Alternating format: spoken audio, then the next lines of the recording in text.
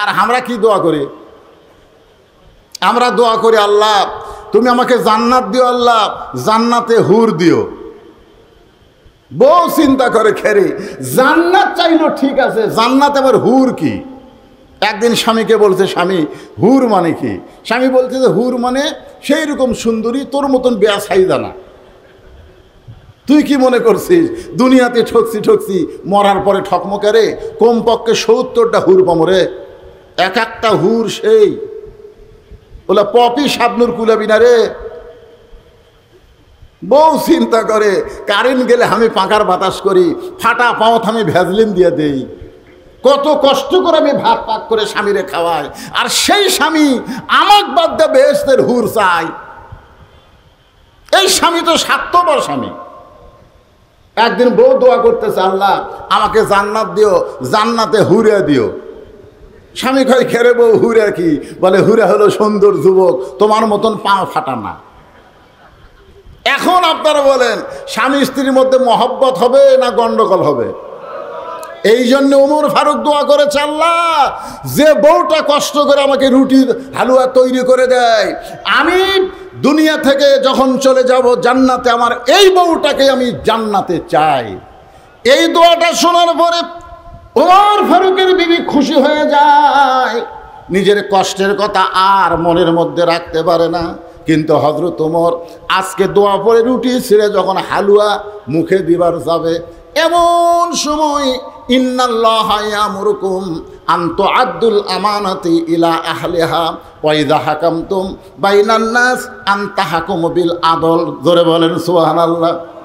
এমন সময় আল্লাহর কোরআন ওমর ফারুকের সামনে এসে বলে, ওমর তোমাকে ক্ষুধা লাগতেছে আর তুমি খাইতেছো, কিন্তু যাকে কারাগারে বন্দি করেছো সে খাইছে কিনা একটাবার খবর নিয়েছো? সুবহানাল্লাহ জোরে কোন। তিনটা খারাপ ওয়াজ করার জন্য যাকে হযরত ওমর জেলখানাত বন্দি করছে, বিবেক বলতেছে ওমর তুমি ক্ষুধা লাগতেছে আর রুটি হালুয়া খাইতেছো, কিন্তু যাকে কারাগারে বন্দি করছো সে খাইছে কিনা একটাবার খবর নিছো? আল্লাহ কোরআনে বলেছেন, ওয়াইযা হাকামতুম বাইনান নাস আন তাহকুমু বিল আদল। মানুষের ভিতরে তোমাকে যখন উচ্চ আসন দেওয়া হবে, চেয়ারম্যান করা হবে, মন্ত্রী করা হবে, এমপি করা হবে, তখন তুমি খাওয়ার আগে তোমাকে যারা ভোট দিয়ে নেতা বানাইছে তারা খাইছে কিনা একটাবার খবর নেওয়া লাগবে। জোরে বলেন কথা ঠিক? তুমি খাইতে খাইতে গোটা বাংলাদেশ খাইছো। ডক্টর ইউনূস জাতিসংঘের অনুষ্ঠানে গিয়া বলল, গোটা বাংলাদেশ ধুয়ে করে দিছে। বাংলাদেশের টাকায় 95 বিলিয়ন ডলার এই শালা নেতারা পাচার করছে। জোরে কোন কথা ঠিক কিনা? কথা কর। খাসে তো খাসে, সব পাচার করছে। এরা আবার নেতা। দেখেন কোরআন কি বলতেছে, ওমর ক্ষুধা লাগতেছে আর রুটি হালুয়া খাইতেছো, যাকে কারাগারে বন্দি করছো সে খাইছে কিনা একটাবার খবর নিছো? সঙ্গে সঙ্গে হযরত ওমর রুটি হালুয়া মুখেতে না দিয়া ওইটা টোপলা করে ওই গভীর রাত্রে এশার নামাজের পরে গভীর রাত্রে ওই কারাগারের দরজায় গিয়ে বলতেছে, ভাইজান তোমার জন্য খাবার আনছি, মেহেরবানি করে তুমি খাদ্য খাও। কারাগারের কয়েদি বলতেছে, কোরআন দিয়া যখন রাষ্ট্র চলবে তখন নেতার ভাগ্যে খাওয়া না হলেও কারাগারের বন্দিরা খাবার ঠিকই পাবে। আল্লাহর কোরআন দিয়া যখন রাষ্ট্র চলবে তখন নেতার ভাগ্যে খাবার না হলেও বন্দিরা খাবার ঠিকই পাবে। ওমর ফারুক কোনো কথা না বলে কারাগারের বেদুইন বন্দি সাহাবীকে খাবার দিয়া যখন বাড়িতে গেলেন, বাড়িতে যাওয়ার পরে ওমর ফারুক ঘুমের বিছানায় যাচ্ছেন। কারণ ওমর ফারুক এশার নামাজের পরে সামান্য সময় একটু ঘুমায়, তারপরে রাতের অন্ধকারে মানুষের দুঃখ কষ্ট নিজের চোখে দেখে আর ঘুরে বেড়ায়। যখন ঘুমের বিছানায় যায় তখন বউ বলে, স্বামী গো আজকে কি আপনি খাবেন না? ওমর ফারুক বলে, তুমি না আমারে খাবার দিছ, আমি তো খাইছি। বউ বলে, দূর থেকে আমি দেখছি আজকে আপনি খান নাই, বরং খাবার টোপলা করে কোথায় যেন নিয়ে গেছেন। ওমর ফারুক বললেন, বিবিরে, একজন বেদুইন সাহাবীকে কারাগারে বন্দি করা হয়েছে, আমার খাবারটা নিজে না খাইয়া তার কাছে খাবার পৌঁছায় দিলাম। বউ বলে, স্বামী, একটা কথা আপনাকে কোনোদিন বলি নাই, আজকে বলতেছি, আপনাকে না খাওয়াইয়া আমি কোনোদিন খাই না। সুবহানাল্লাহ, জোরে গান। কেমন বউ? আর আমাদের ঘরত আছে এরা কেমন? হ্যাঁ, আপনাদের বউ নাই, স্বামী না খাওয়ায়া খায় না। এই বউ গ্রামগঞ্জে দুই একটা পাওয়া যায়, শহরে। ওমর ফারুকের বিবি বলতেছে, আপনাকে কোনোদিন বলি নাই, আজকে বলতেছি, আপনারে না খাওয়ায়া আমি কোনোদিন খাই না। তো আপনার যখন খাওয়া হয়নি তো কি হয়েছে, আমারটা তো আছে, চলেন আমরা দুইজন খাই। এখন বিবির খাবার, স্বামী স্ত্রী দুইজন দোয়া পড়তেছেন, আল্লাহুম্মা বারিক লানা ফিমা রাযাকতানা ওয়া কিনা আযাবান্নার। এই বলে হযরত ওমর বিবির খাওয়া ভাগ করে যখন মুখে দিবার চাই, এমন সময় বিবেক বলতেছে, ওমর, যাকে কারাগারে বন্দি করছো তাকে না হয় তোমার খাবার দিয়েছো, কিন্তু সে যদি বাড়ির কর্তা হয়, সে যদি বাড়ির অভিভাবক হয়, আর অভিভাবককে বন্দি রাইখা তার বাড়ির খবর না যায় না, তুমি কেমনে খাও? সুবহানাল্লাহ, ধরে কান। আল্লাহর কোরআন দিয়ে যখন বাংলাদেশ চলবে, এই বাংলাদেশের কোন নেতা দুর্নীতি করতে পারবে? ওয়াইযা হাকামতুম বাইনান নাস আন তাহকুমু বিল আদল। আমি ওয়াজে বলি, 6 বছর ধরে ন্যাংরা আমের চাষ করছে। জ্যৈষ্ঠ মাসে দেখতে গেছে আম পাকছে কিনা, দেখবার যায়, দেখে ছোট বাচ্চা গাছের ডালে বসে আম পাড়তেছে আর ব্যাগ ভরাচ্ছে। বাগানের মালিক বলে, আমি খাই নাই, পরিবারের কেউ খায়নি, আর তুই আমার গাছে চড়ে আম পাড়তেছিস, তোর বাপক যা বিচার দি মরে। ছেলে খালি মুচকি মুচকি হাসে। বাগানের মালিক বলে, হাসিস কেন? বলে, হাসার কারণ হলো আমার বাপক কোথায় যা বিচার দিবেন, আমার বাবাও তার এক গাছে চড়ছে। বাগানের মালিক তাকায় দেখে ওর বাপ খালি আম পাড়ে আর বস্তা ভরায়। গাছের ছায়ায় বসে কান্দের, বলে, আল্লাহ, বিচার দিমু কার কাছে? বেটাও চোর, বাপও চোর। আজকে আমাদের বাংলাদেশের অবস্থা তাই হয়ে গেছে, বিচার দিবেন কার কাছে? আলেমগুলা জেলখানায় আর বদমাশগুলা সব জামিন পায়। জোরে কোন কথা ঠিক কিনা? চিন্তা করছেন? মাহমুদুর রহমান সবচাইতে বাংলাদেশের ভালো সাংবাদিক। জোরে কোন কথা ঠিক কিনা? মিস্টার জয় সাহেবকে নাকি সে হত্যা করবি, মিথ্যা একটা মামলা দিয়ে 6 বছর জেল দিল, 7 বছর জেল দিল। তিনি তার মাকে দেখতে সে একটু হাজিরা দিছে, আবার তাকে গ্রেফতার করে থানার দিছে। এগুলো আইন নয়, এগুলো আইনের নামে প্রহসন চলেছে। চোরেরা বিচারক হয়ে গেছে। জোরে কোন কথা ঠিক কিনা? বিচারক যদি চোর হয়, চোরের কাছে আপনি কি বিচার পাবেন? বেটাও চোর, বাপও চোর।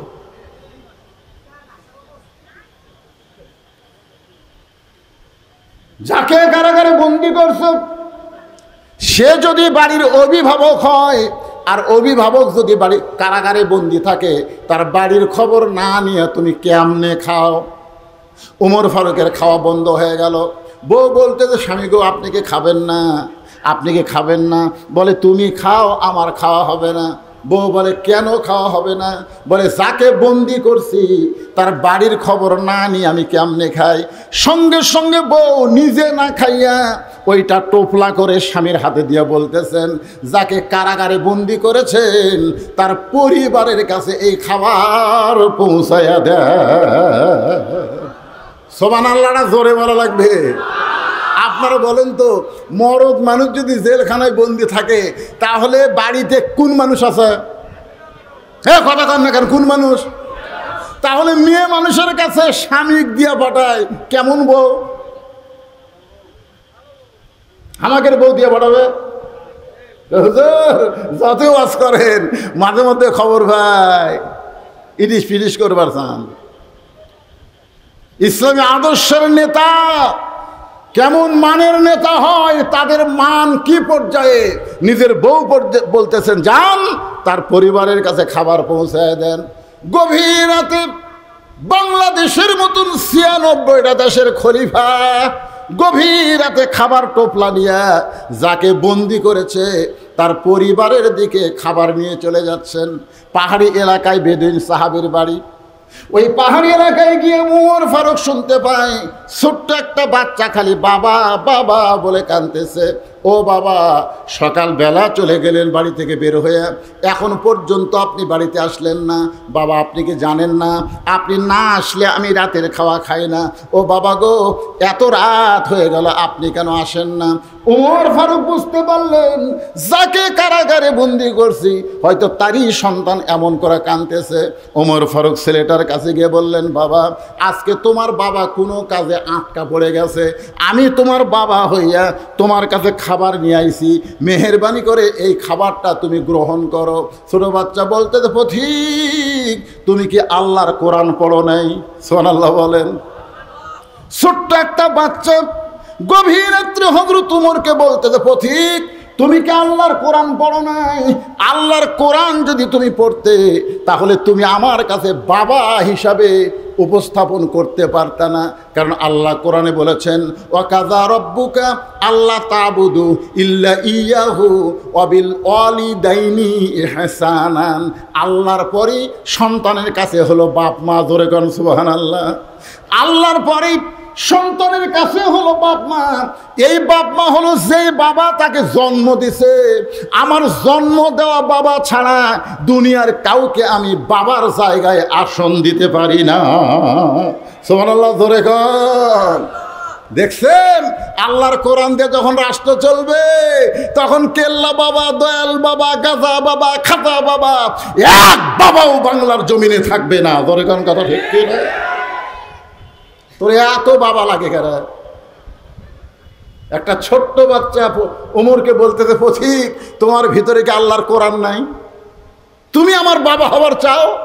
আমাকে যে জন্ম দিয়েছে ওই বাবা ছাড়া আমার কলিজার মধ্যে অন্য কোনো বাবার জায়গা নাই। যদি খাবার চাই ওই বাবার সঙ্গেই খাবো, দুনিয়ার কারো খাবার আমি গ্রহণ করব না। সঙ্গে সঙ্গে হযরত ওমর ওই ছোট বাচ্চাকে কাঁধে করে নিয়ে বন্দি সাহাবীর জেলখানার দরজায় পৌঁছে দিলে।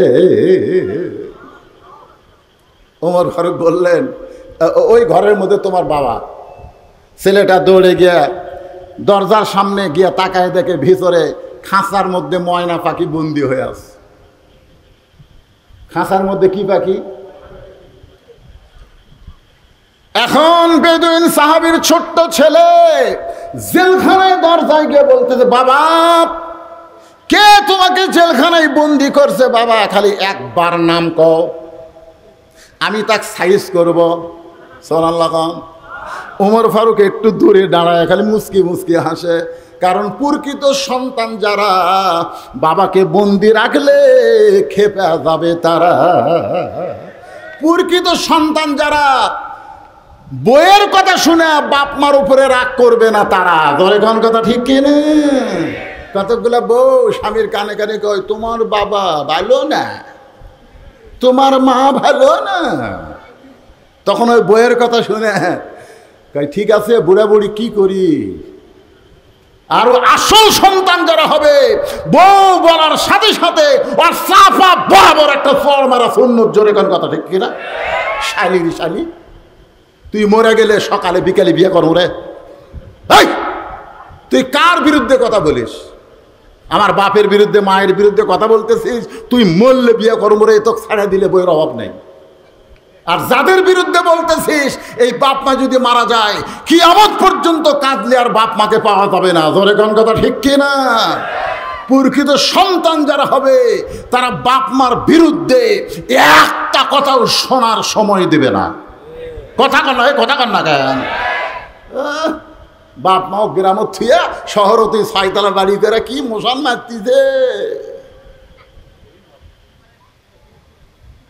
মারতিছে। বাবা অসুস্থ, এখন সে 5 ফিট থেকে বগুড়া তাইছে। পপুলারে ডাক্তারের এত ভিড় ভাই, দেখতে দেখতে রাত 9টা বাজে গেছে। এখন রাত 9টার সময় 5 পীর কাহলো 5 পীর কেমনে যায়? মন বলতেছে কে তোর বেটার বাসাই তো আছে জলেশ্বরী তোলা, বাসার যা। মন বলতেছে বেটার বাসার যা। রাত 9টার সময় বেটার বাসার দরজা ডাকতেছে। বেটার নাম আব্দুল্লাহ, ভালো নাম হোসেন। আব্দুল্লাহ আব্দুল্লাহ কয় কে রে? সবাই আমার সাহেব করে কয়, স্যার করে কয়। আর এত রাত্রে আমার নাম ধরে ডাকে, এই মরদ কে রে? আপনারা বলেন তো, বেটা যত বড়ই হুজুর হোক, বেটা যত বড়ই স্যার হোক, বাপ কোনোদিন হুজুর কবি? আমার বাপ আমার কোনোদিন হুজুর কয়নি। কে বজলু? বজলু রশিদও কয়নি। কে রে বজলু, এই তোর চেহারা এরকম শুকে যাচ্ছে কে রে? ও আজ কম করে পারিস না? মানুষজন দাওয়াত দিবার আছে আর আমার বাপ ডাকে, বজলু কি খবর? আমি কই আল্লাহ রে। একদিন বাবাকে বললাম, আব্বা মানুষজন যখন আসে তখন একটু হ্যাঁ তোকে হুজুর করে কয়া লিখবি নাকি? আব্দুল্লাহ আব্দুল্লাহ বুঝবার পারছে মরদ যাচ্ছে। সুবহানাল্লাহ খান দরজা খুলি বলতেছে, বাবা রাত 9টার সময় কেন আইছেন বাবা? বলে ডাক্তারের কারণে। এত রুগীর ভিড়, দেখতে দেখতে 9টা বাজা গেল।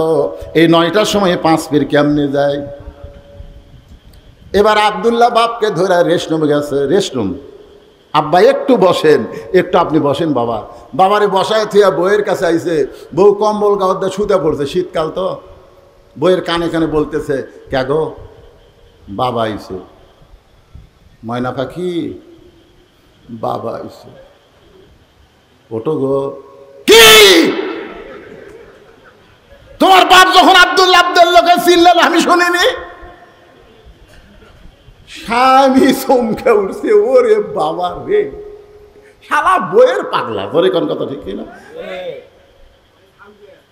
আমি উঠবার পারবো না, পারলে তুমি খাবার দাও। বাবা যা বলতেছে, আব্বা বাপ বলতেছে আমার পেট ভরাই আছে। তুই কি মনে করছিস আমি না খেয়ে আছি? খালি থাক পেট ধরে, সকাল হলি চলে যাবো। বাপ বুঝবার পারছে ওর বইয়ের ভক্তই, বইয়ের ভক্ত গাঁড়িয়ার জাত। জোরে কোন কিসের জাত? গাঁড়িয়ার জাত, বইয়ের ভক্ত। বাপ বুঝবার পারছে খালি থাক পেট ধরে, যাওয়ার যদি গাড়ি থাকতো তোর বাড়ি থেমে আসতাম। বেটা কইছে, আব্বা তাহলে ওই ঘরে শোতেন। বাবা ঘুমায় গেছে।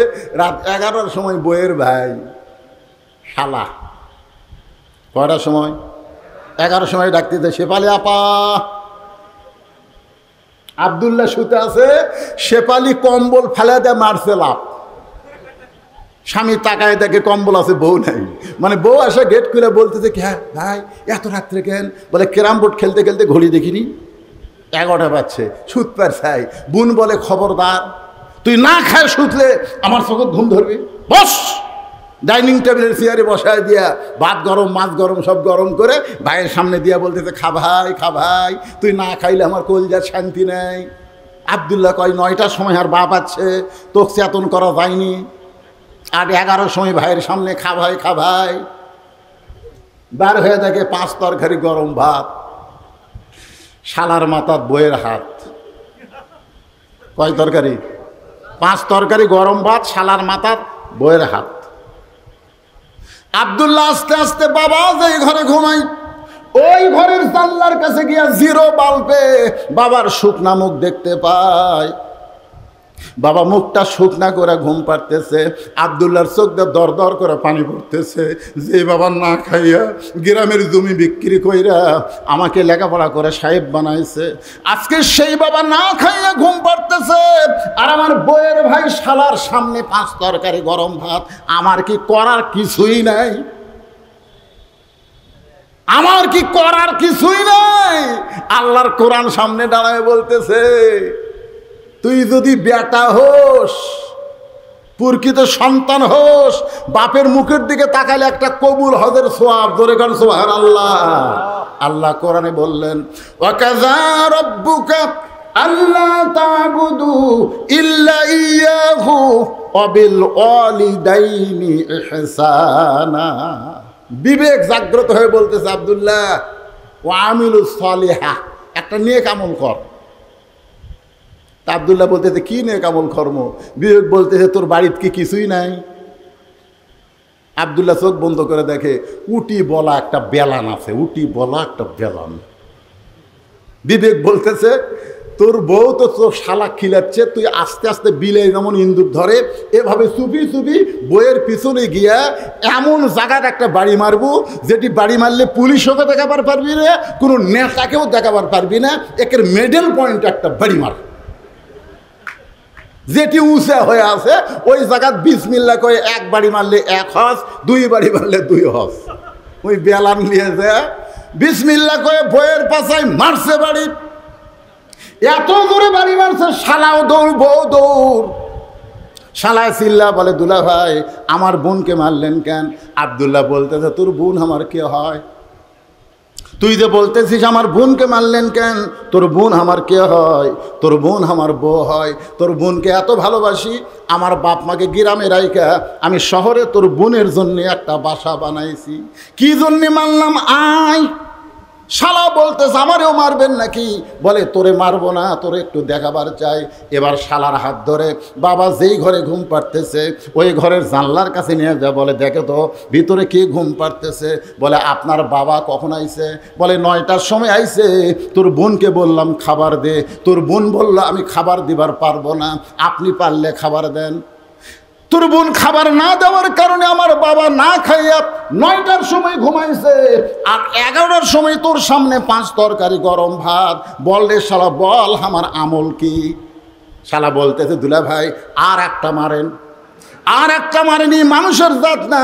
এই বাপের আত্মীয় পছন্দ করে, শ্বশুরের আত্মীয় 2 চোখে দেখবার পারে না। এমন বউ বাংলার ঘরে ঘরে, জোরে বলেন কথা ঠিক কি না? আমার মায়েরা যারা পর্দার অন্তর আছেন, আপনি আপনার স্বামীর আত্মীয়কে ভালোবাসেন, দেখবেন আপনার স্বামী আপনার মা বাবার জন্য পাগল হয়ে যাবে। আপনি নিজের মাকে ভালোবাসেন কিন্তু শাশুড়িকে আপনি পছন্দ করেন না। আপনি নিজের বাবাকে পছন্দ করেন কিন্তু শ্বশুরকে পছন্দ করেন না। এজন্য সমাজের মধ্যে ফেতনা চলতেছে, জোরে বলেন কথা ঠিক কি না? ওমর ফারুক মুস্কি মুস্কি হাসতেছে। মনে আছে ছেলেটা বলতেছে বাবা কে আপনাকে জেলখানায় বন্দি করলো? খালি একবার নাম কন, আমি তাকে সাইজ করবো। সুবহানাল্লাহ খান। সঙ্গে সঙ্গে বেদুইন সাহাবী সন্তানকে মুখে আঙ্গুল দিয়ে বলতেছে চুপ চুপ, এই কি বলিস পাগলা, খালি নাম কর। কাছে ডেকে শুন শুন শুন। ছেলে যখন কাছে গেছে ফিসফিস করে বলতেছে এই পাগলা আমাকে কে কারাগারে বন্দি করছে, তুই তার নাম শুনবো? বলে হ্যাঁ আব্বা খালি নাম কন তো। বলে তার নাম হলো হযরত উমর। যেই বলছে হযরত উমর, বেদুইন সাহাবীর সন্তান জেলখানার দরজায় বসে কান্দার বলে বাবা উমর ফারুক যদি আপনাকে কারাগারে বন্দি করে তাহলে আপনি অন্যায় করেছেন। সুবহানাল্লাহ বলেন। কিছুক্ষণ আগে কি বলছে? খালি নাম কন। কি বলছে? খালি নাম কন। আর এখন যেই নাম কইছে আপনি বলেন তো ছেলেটা কার পক্ষে? সবাই বলতে হবে কার পক্ষে। কিছুদিন আগে কি বলছে? খালি নাম কন, তার আমি সাইজ করব। যেই বলছে হযরত উমর, সঙ্গে সঙ্গে ছেলেটা জেলখানার দরজায় বসে কান্দের বলে বাবা হযরত উমর যদি আপনাকে বন্ধ করে তাহলে আপনি নিশ্চয়ই অন্যায় করেছেন। আপনারা বলেন তো নাম শোনার সঙ্গে সঙ্গে ছেলেটা বাবার বিপক্ষে উমরের পক্ষে কেন হলো? এই কেন হওয়ার পিছনে কারণ হলো এই ছেলেটা রাত্রেবেলা যখন ঘুম পারতো না তখন বাবা হযরত উমরের জীবনে শুনাইতো। একদিন বলতেছে ও বেটা তুই কি জানিস আমাদের এই মদিনায় এমন একজন খলিফা রয়েছে, সবাই যখন ঘুম পাড়ে ওই খলিফা তখন রাতের অন্ধকারে একা একা মানুষের দুঃখ কষ্ট দেখে। একদিন খলিফা মানুষের দুঃখ কষ্ট দেখতে গিয়া দেখতে পায় একটা তাঁবুর ভিতর থেকে একজন পুরুষ মানুষ বাইরে খালি দৌড়াদৌড়ি করতেছে। ওমর ফারুক লোকটাকে সালাম দিয়ে বলে ভাই তাঁবুর মধ্যে না ঢুইকা আপনি বাইরে দৌড়াদৌড়ি করেন। লোকটা বলতেছে আমার বাড়ি হলো অমুক দেশে, আমি অমুক দেশে যাবার চাই। এই তাঁবুর মধ্যে আমার বউ আছে, বউটা প্রসব বেদনায় ছটফট করতেছে। এখন আমি কি করব? আমি এখন পুরুষ মানুষ হয়ে তো আমার বউয়ের প্রসব বেদনার কোনো ব্যবস্থা করতে পারি না। ওমর ফারুক বলেন একটু ধৈর্য ধরেন। এক দৌড়ে বাড়িতে এসে তার বিবিকে নিয়ে গেলেন। ধাত্রী হিসাবে তার বউটা সন্তান ধরার পরে বললেন, খলিফাতুল মুসলিমিন ওমর আপনার বন্ধুকে বলেন, আপনার বন্ধু একটা কন্যা সন্তানের বাপ হয়ে গেছে, যে হযরত ওমর আরামের ঘুম বাদ দিয়ে মানুষের দুঃখ কষ্ট দেখে, সেই ওমর যখন আপনাকে জেলখানায় বন্দি করেছে, তাহলে আপনি অন্যায় করেছেন। ও বাবা, দরকার হলে আপনি বলেন ওমর ফারুক কোথায় থাকে, আমি তার কাছে যাব, তার হাত পাও ধরে হলেও আপনাকে জেলখানা থেকে আমি মুক্ত করব। বেদুইন সাহেব বলে, বেটা রে, উমরের দরবারে গিয়া তুই আমাকে বের করতে পারবি না। এই জেলখানা থেকে যদি বের করতে চাস, তাহলে শিক্ষামন্ত্রী হযরত আলীর দরবারে যা। সুবহানাল্লাহ করে কর। আমি যে 3টা ওয়াজ করেছি, এই ওয়াজ করার সময় যদি হযরত আলী ওইখানে থাকতো, তাহলে আমাকে জেলখানায় বন্দী হওয়া লাগতো না। কারণ আমার ওয়াজ শুধু হযরত আলী বুঝে, দুনিয়ার আর কেউ বুঝবার পারবে না। কারণ হযরত আলী হচ্ছেন এই মুহূর্তে শিক্ষামন্ত্রী। জোরে গণ কি মন্ত্রী? বেদুইন সাহাবী তার সন্তানকে বলতেছে, এই জেলখানা থেকে যদি আমাকে বের করবার চাও, তাহলে শিক্ষামন্ত্রী হযরত আলীর কাছে যাও। আপনারা বলেন তো, 90% মুসলমানের জন্যে একটা ভালো শিক্ষামন্ত্রীর দরকার আছে না নাই? কিছুদিন আগে যেই মন্ত্রী ছিল, নাম হলো নওফেল। ধরে বলেন নাম কি? শালা কত বড় বদমাইশ জানেন। আমাদের শিক্ষার মধ্যে ইসলাম তুলে দিয়ে দুর্গা পূজার মূর্তি ভরায় দিছিল। জোরে কোন কথা ঠিক? যদি বাংলাদেশে কোরআন দিয়ে রাষ্ট্র চলে, তাহলে শিক্ষামন্ত্রী প্রাইমারির শিক্ষার ভিতরে আগডুম বাগডুম ঘোড়াডুম সাজে, ঢাক ঢোলক ঝাঁঝর বাজে, বাজতে বাজতে চললো ঢুলি, ঢুলি গেল কমলা ফুলি, এইগুলো শিক্ষা থাকবে না। প্রাইমারির শিক্ষাই হবে আল্লাহর কোরআনের শিক্ষা। ধরে বলেন ঠিক কিনা? ইকরা বিইসমি রাব্বিকাল্লাযী খালাক। পড়ো সে আল্লাহর নামে, যে আল্লাহ তোমাকে সৃষ্টি করেছেন। আমাদের মাসুম বাচ্চাকে সেই শিক্ষা না দিয়া আয়রে আইটিয়ে না এ ভরা দিয়ে না লে গেল বোয়াল মাসে, তাই না দেখা ভদর নাচে। কি এলে শিক্ষামন্ত্রী?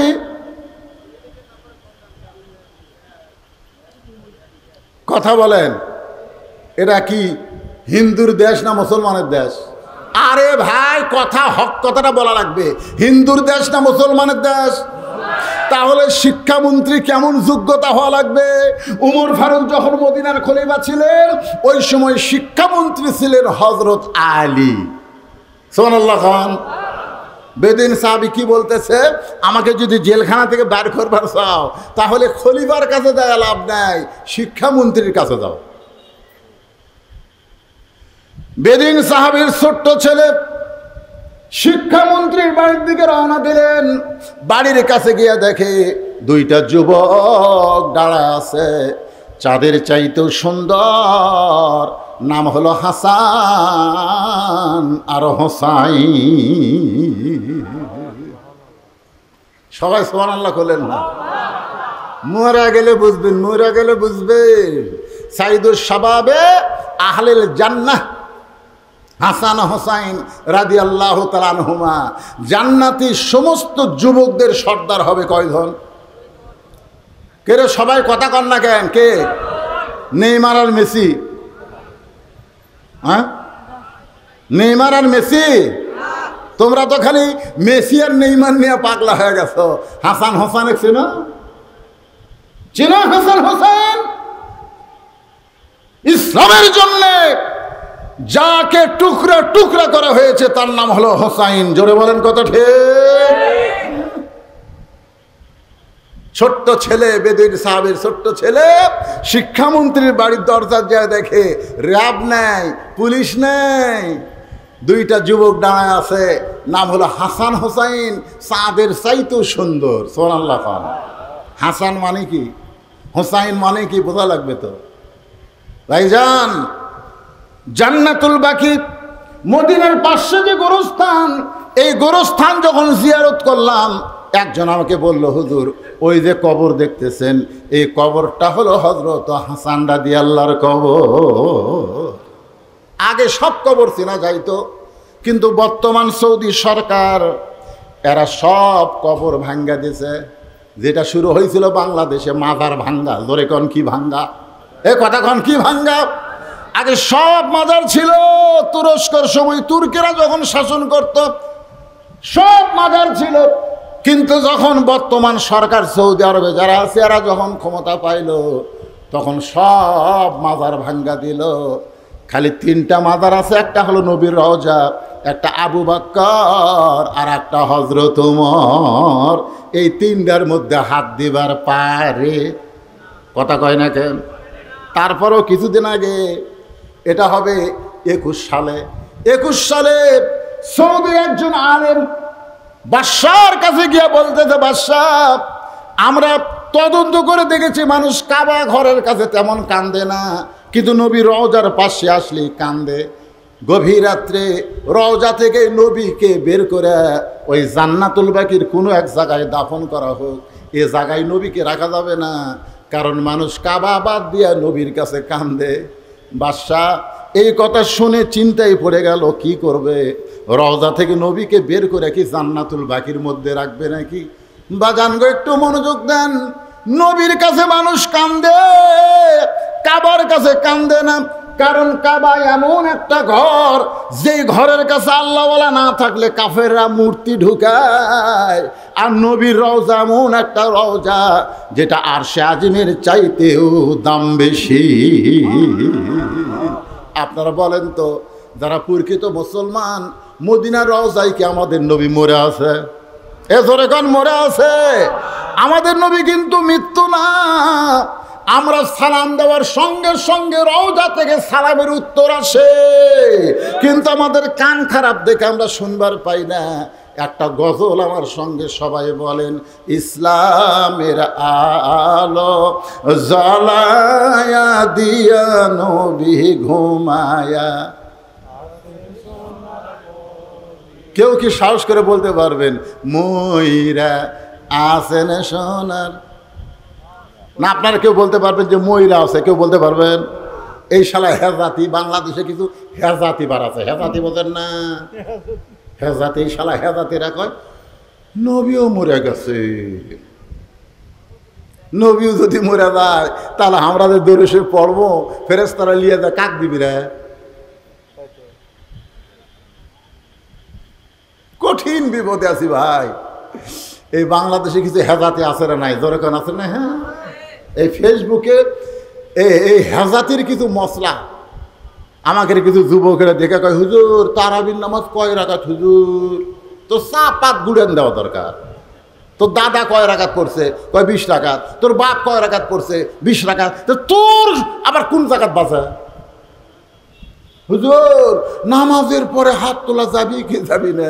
তোর মন না চালে তুলিস না, এ ফতুয়াবাজি করিস কেন রে? এরকম কিছু লোক আছে না নাই?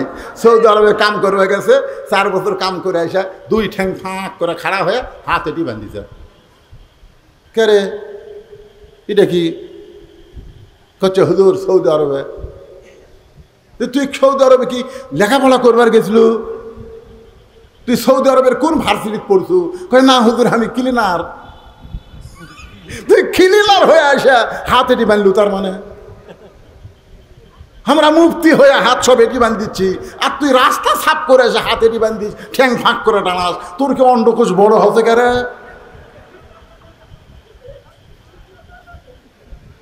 কি হাসতেছেন কেন? এরকম ফেতনা বাজ আছে না নাই? জোরে কেন? এরাই ফেতনা, এরাই ফেতনা।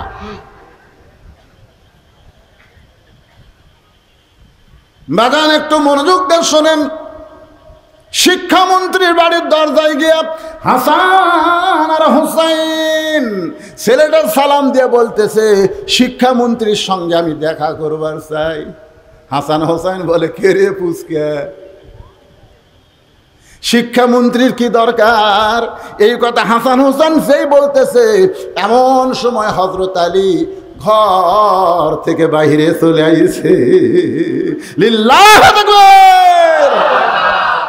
কোনো প্রোটোকল লাগে নাই, কোনো পিএস লাগে নাই, সরাসরি শিক্ষামন্ত্রী ঘর থেকে বের হয়ে এসে ছোট্ট বাচ্চাকে বলতেছে, বাবু শিক্ষামন্ত্রী তোমার কি দরকার? বলে, আমার বাবাকে হযরত ওমর জেলখানায় বন্দি করেছে। আলী বলতেছে উমর ফারুক যখন জেলখানায় বন্দি করেছে তখন আমাক দিয়া কোনো কাম হবে না।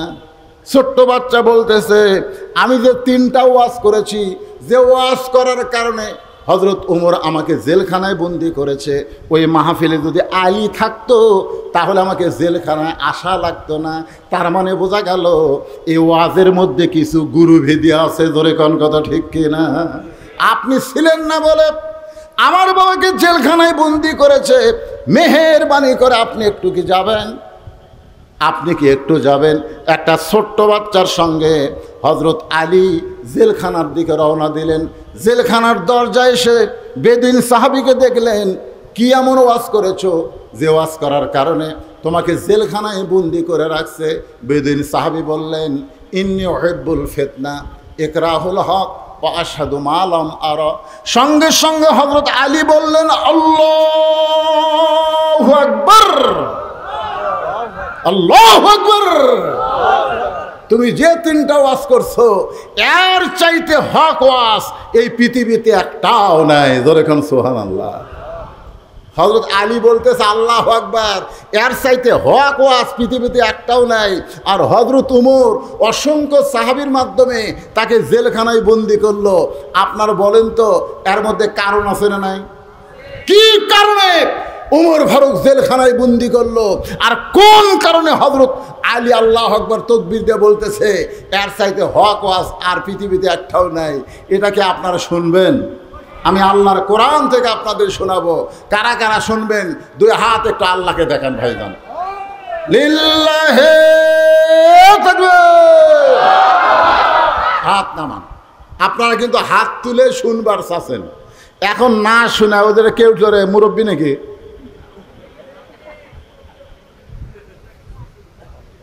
লিমা তাকুলু মা লা তাফালুন। আপনারা বলেন তো এই আয়াতের অর্থ কি? এই আয়াতের অর্থ হলো কথার সাথে কামের মিল নাই।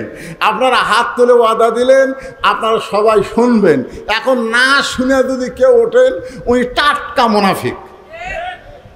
এই ধরে কারণ কি মুনাফিক? তাহলে আপনাকে শোনা লাগবেই।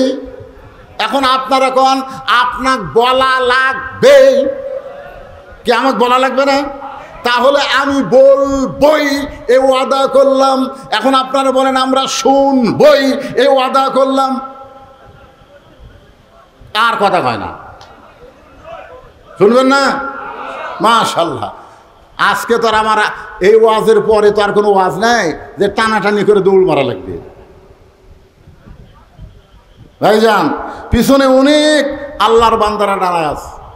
আমি যখন ওয়াজে উঠছি তখন বাজে ঘড়িতে 10টা। ধরে কোন কয়টা? এখন বাজতেছে 11:30। আমি একটানা 1.5 ঘন্টা ওয়াজ করে 5টা মিনিট এতিমখানার জন্যে আপনাদের কাছে কোরআন শরীফ আদায় করব। কোরআন শরীফ এই মাদ্রাসায় 100টা কোরআন শরীফ আপনাকে দেওয়া লাগবে। একটা কোরআন মাত্র 500 টাকা। আপনি 500টা টাকা দিবেন, একটা কোরআন দানের সওয়াব আল্লাহ আপনার বাপ মার কবরে দিয়ে দিবে। আর বাপ মা যদি বাঁচা থাকে আল্লাহ হায়াত দারাজ করে দিবে। মাত্র 500টা। কেউ যদি মনে করেন হুজুর আমার বাপ মা 2 জনে মারা গেছে, আমি 2টা কোরআন শরীফ 1000 টাকা দেবো, তাহলে আপনি দিবেন। কেউ যদি মনে করে হুজুর আমি 10 কোরআন শরীফ বাবদ 5000 টাকা দেব, আপনার দেবেন। আজকের আদায় শুধুই কোরআন শরীফ। সর্বোত্তম কোন আল্লাহর বান্দা কোরআন শরীফ বাবদ 500টা টাকা এতিমখানা মাদ্রাসায় দান করবেন। একটু আসেন। আর সাইড দিয়ে মাদ্রাসার যারা হিতাকাঙ্ক্ষী আছে তাদেরকে আমি বলবো, অনেকে আছে কোরআন শরীফ দেওয়ার মতন 500 টাকা তাদের পকেটে নাই। যাদের নাই তাদের কাছে আপনারা ব্যাগ নিয়ে যাবেন। 10 টাকা, 20 টাকা, 50 টাকা, 100 টাকা, যে যা পারবেন আল্লাহর হস্তে আজকের এই মাহফিলে আপনারা দান করবেন। এটা দেওয়া মাত্রই কাম শুরু করছে। অসুবিধা আছে? এটা আমি পড়িনি। মাশাআল্লাহ। সর্বোত্তম আল্লাহর একজন পাগল আল্লাহর নবীর এতিম মাদ্রাসায় কোরআন শরীফ বাবদ 500 টাকা দান করেছে, আল্লাহ কবুল করেন। আর একজন কোরআন বাবদ 500 টাকা দান করছে, আর একজন কোরআন বাবদ 500 টাকা দান করছে অসুস্থ মানুষের জন্য সুস্থতার নিয়তে, আল্লাহ দানকে কবুল করেন। আর একজন কোরআন শরীফ বাবদ 500 টাকা দান করছে, আল্লাহ কবুল করেন। আর একজন কে রে 500 দেওয়া লাগবে রে, 300 কে দেয় রে? শর্ট আছে তো তাহলে একদিন 700 টাকা ফেরত দেন। কি করবেন? হুজুর শর্ট আছে, ঠিক আছে, তাও 300 টাকা আল্লাহর কোরআন বাবদ আল্লাহ আপনি কবুল করে নেন। আল্লাহুম্মা আমিন। আল্লাহ মা বোনদের বসার ব্যবস্থা কোথায় করছেন? মায়েরা কোরআন শরীফ খুব দান করে, ওখানে বিশ্বস্ত লোক পাঠান লাগবে। আবার এই গাঁজাখোর, হিরোইনখোর, ইয়াবাখোর যেন না যায়, কারণ টাকা তুলে আর একদিকে আউট হয়ে যাবি। হ্যাঁ, মাদ্রাসার ছাত্ররা আছে, মায়েরা খুশি মনে কোরআন শরীফ বাবদ 500 করে টাকা দান করবেন। যিনি যা পারবেন আল্লাহর রাস্তায় দান করবেন। ভাইজান, এখানে আজকের মাহফিলের প্রধান অতিথি সাহেব দান করছে, পরে আবার দিবে। সভাপতি সাহেব দিল কোরআন শরীফ বাবদ আল্লাহ তোমার একজন বান্দা, ভাই কেউ ওঠা বসা করবেন না, বসতে একটু ধৈর্য ধরেন। কোরআন শরীফ বাবদ 500 টাকা দান করছে, আল্লাহ দানকে কবুল করেন। আল্লাহুম্মা আমিন। কত আছে এখানে? কি নাম তোমার? ও বাবা, আমার লোকনাথপাড়া গ্রামের আমার ছোট ভাই পিন্টুর ছেলে পান্ত 500 টাকা কোরআন শরীফ বাবদ দান করেছে। তার বাপ মা ভাই অনেকেই মারা গেছে, আল্লাহ তাদের কবরকে জান্নাতের টুকরা বানান। ঠিক আছে, দোয়া করে দিছি। আর একজন, আচ্ছা, ছোট্ট একটা বাচ্চা কোরআন শরীফ বাবদ 500 টাকা দান করেছে, আল্লাহ দানকে কবুল করেন। আল্লাহ যারা ব্যাগ আদায় করছেন, ব্যাগগুলো সব ট্রেজত নিয়ে আসবেন, সব ট্রেজত আসবে। ব্যাগ ব্যাগ ট্রেজত আসবে না সাইডে যাবি? হ্যাঁ, সব ট্রেজে আসবে, সব ব্যাগ ট্রেজে আসবে। হ্যাঁ, কে যাচ্ছে? কি করবে? ও আদা করছে হাত তুলে, তারপরে দিতে চায়। তারা কি মুসলমান হয়ে যাচ্ছে? তাই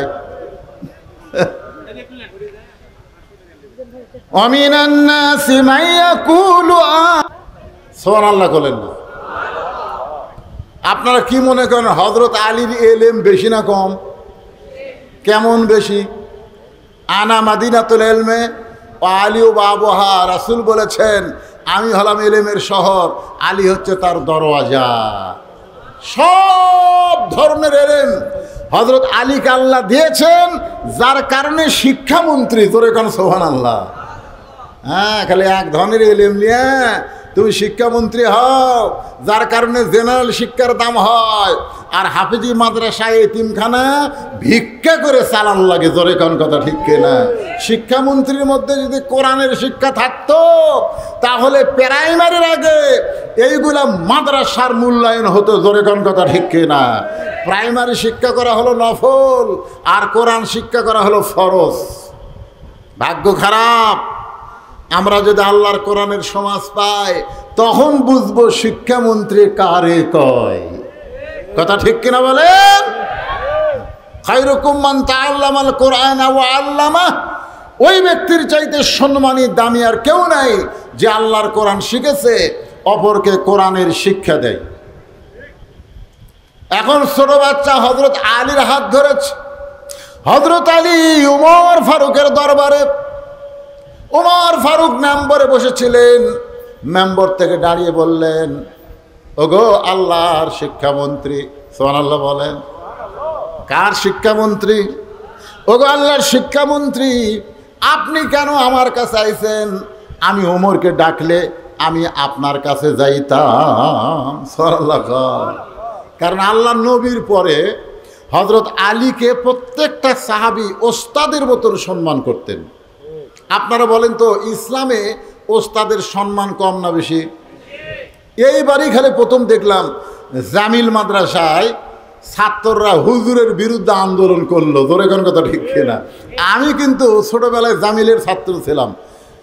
কওমি মাদ্রাসা, হাফেজি মাদ্রাসার ছাত্ররা হুজুরের বিরুদ্ধে আন্দোলন করতে পারে, এইবারই প্রথম দেখলাম। মানে আমাদেরকে এমন শাসন এবং শিক্ষা দেওয়া হয়েছে যে আমরা সম্মানের ক্ষেত্রে হুজুরের চেহারার দিকে তাকায় কথা বলতে পারিনি, সবসময় কথা বলেছি নিচের দিকে তাকায়া। কারণ ইসলামে ওস্তাদের সম্মান আছে। ধরে কোন কথা ঠিক? কথা কন না কেন? কথা কন। এটা আইজুল হক কলেজের শিক্ষক না, ছাত্র না। মাঝে মধ্যে ছাত্র শিক্ষককে ধাবার দেয়, জোরে কোন কথা ঠিক কিনা ভাইজান? ইসলামী ওস্তাদের সম্মান, যার কারণে হযরত ওমর বলতেছেন আপনি কেন কষ্ট করে আমার কাছে আইছেন, আমি আপনার কাছে যাইতাম। এটা হযরত ওমর বলার সঙ্গে সঙ্গে ওই ছোট্ট ছেলেটা এক দৌড়ে গিয়া ওমর ফারুকের কপালে চুমা খাইছে। কোন ছেলে? কোন ছেলে? ওই বেদুইন সাহাবী যাকে কারাগারে বন্দি করছে, তার ছেলে উমর ফারুকের কপালে চুমা খায় বলতেছেন আপনার মতন মহামানব আমি দুনিয়াতে দেখি নাই। রাতের অন্ধকারে যখন কান্না করেছিলাম তখন আপনিই তো আমাকে কান্দে করে আমার বাবার জেলখানার দরজা পর্যন্ত পৌঁছায়া দিছেন। সুবহানাল্লাহ খান। আচ্ছা, ছোট্ট ছেলেকে কান্দে করে জেলখানার দরজায় কে পৌঁছায় দিছে? ছেলেটা এখন কি করবে? একবার হযরত আলীর দিকে তাকাই, আরেকবার উমর ফারুকের দিকে তাকাই। এমন সময় হযরত আলী বলতেছে আমির আল মুমিনিন, এই সন্তানের বাপকে আপনি জেলখানায় বন্দি করেছেন। ওমর ফারুক বলে আলী রে, এমন 3টা ওয়াজ করেছে যে ওয়াজটা ইসলামে জায়েজ নাই। অনেক সাহাবী তার উপরে রাগ করেছিল। আমি গণপিটুনি থেকে বাঁচানোর জন্যে তাকে জেলখানায় বন্দি করলাম, যেরকম গণপিটুনি থেকে বাঁচানোর জন্যে